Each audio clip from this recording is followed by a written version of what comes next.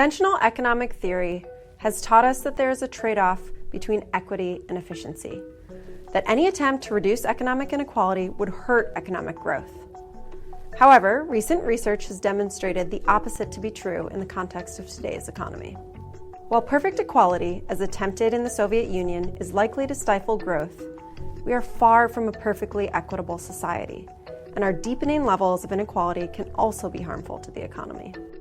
Our research shows that racial and income inequality actually hinders economic prosperity, that reducing inequality and increasing economic inclusion is associated with more robust growth, and that equity is a fundamental building block for achieving a sustainable economy.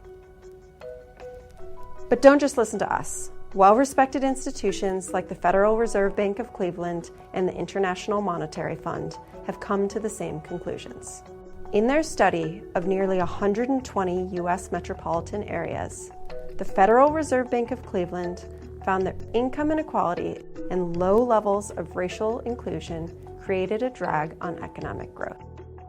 In addition, the International Monetary Fund found that the single largest impediment to maintaining a growth path was the initial level of inequality. We replicated their research for the 192 largest U.S. metro areas and found that income inequality is a statistically significant deterrent to economic growth and has an even more powerful impact than factors such as education levels and the size and number of industries. In short, what we thought was a foundational understanding of Economics 101 does not hold up in the current economy.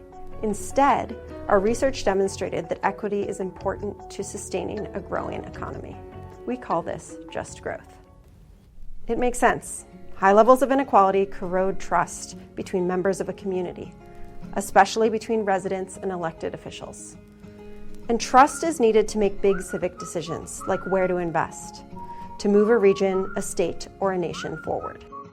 Stay tuned for our next video with our friend Chris Benner from UC Santa Cruz, as he further discusses other important lessons we've learned from America's most equitable regions.